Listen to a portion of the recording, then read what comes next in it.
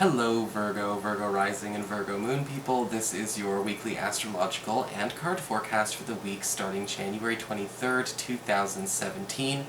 And a quick reminder for you Virgo people out there, if you missed the love webinar, the astrology love webinar I had going on a few weeks ago, the same one is coming up again this Thursday. If you'd like to sign up, we're going to be studying all about compatibility, looking at love languages, seeing how compatibility works in relationships, and how to find karmic relationships in the astrology.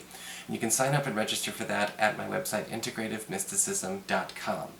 So what is going on with the astrology this week? Well, we have a lot easier than we did last week. Last week sucked for a lot of people because, Chiron, was being crossed by Mars, and if a person's not conscious of what's going on with that energy at the time, it can kind of make it hard for them to relate to other people, and other people are highly reactive, buttons are getting pushed, inciting all kinds of weird reactions and impulsive behavior. Luckily this week, it's calmed down. And we actually have Venus crossing Chiron this week, but it's not the same way that Mars does, because when Venus is crossing Chiron, it's a time for patching up, it's a time for healing, it's a time for redemption and forgiveness in a lot of places, and this is going on in your 7th house, your closest one-on-one relationships. This could be with a spouse or a partner, this could even be with a best friend or a roommate or a business partner of some kind. But we're talking about patching a lot of things up and getting closer again to the opportunity for healing and maybe even redeeming the whole relationship. So Tuesday and Wednesday should be a very interesting but also very, very cathartic 2 days this week for you. Later on in the week, between Thursday and Friday, we've got Mercury forming a gorgeous sextile to Neptune between your 5th house, your 5th house of love and romance, and your 7th house of partnerships. And a lot of you single Virgos out there may actually find love coming a little bit more quickly and a little bit more seriously from somebody. This may be a crush who really, really has a crush on you. This may be an opportunity for you to explore a relationship that was a bit too far at a distance. Maybe this person was never really available. This person was never really somebody who, could show up all the time. Maybe it just there was too many clashes. We've got an opportunity to finally get to explore this. I will say though, because Neptune's involved, I want you to treat this like a test drive and not take it too seriously right away, and keep it grounded. Not saying it can't work and as we develop things down the road, but Neptune tends to make everything behave like it's just a little tipsy, and we don't want it to get that way real fast.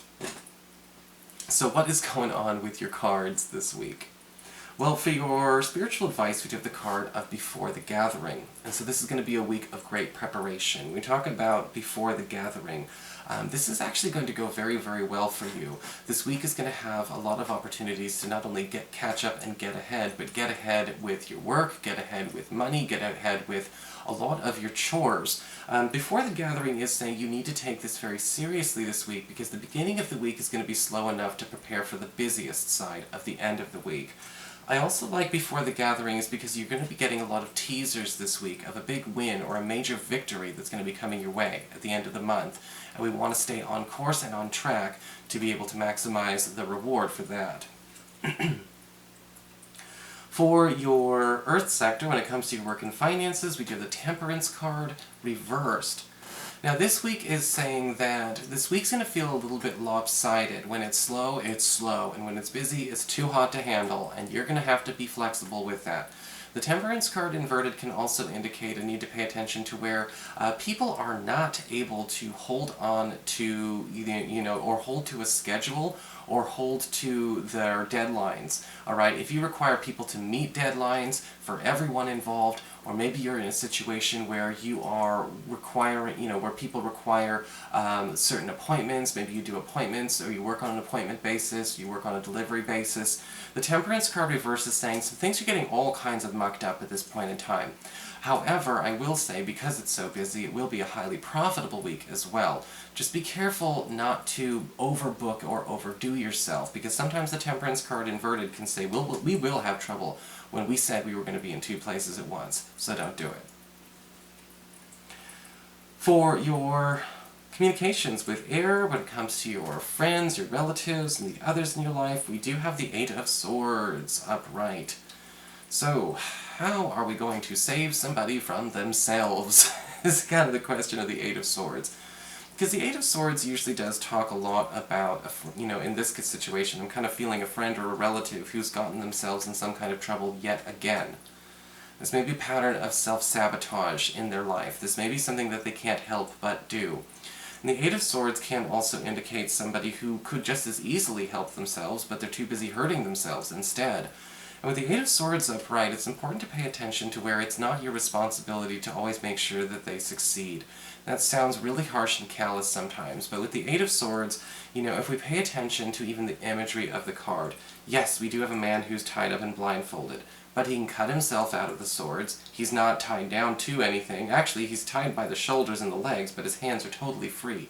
He could get himself out of this situation if he wanted to. He could even take off his own blindfold. Why won't he? For your challenge this week with fire, we do have the Two of Wands upright. And this card is basically saying, again, keep into your promises, keep into your schedule, being where you say you're going to be. And Virgos, we are not necessarily flaky people, and I think that when it comes to the Two of Wands upright, keeping to your own word is going to be hard to do.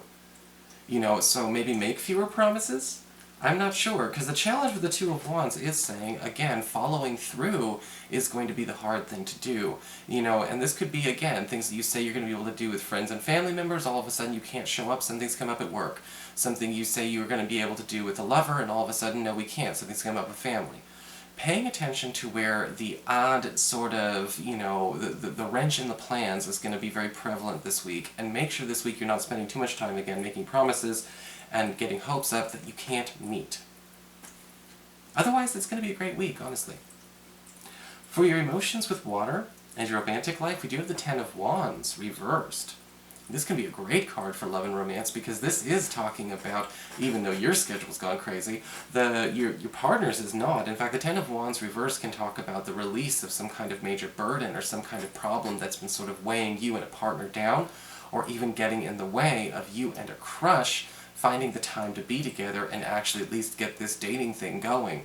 Because the Ten of Wands reverse says we are dropping dead weight somewhere. Whether it's issues with a friend, issues with money, we are dropping the dead weight. Now, those of you who are currently maybe dating casually and you feel like something's, maybe we're kind of okay, but the person that we're dating, the person we're seeing, we're feeling like they're kind of, a dud, the Ten of Wands reverse says you may decide to drop them this week for somebody else. So, that is your horoscope for this week, Virgo. I hope you enjoyed it. If you did, please like, share, and subscribe. I appreciate it. And of course, if you'd like to get a session, you can always follow the links below or go to integrativemysticism.com.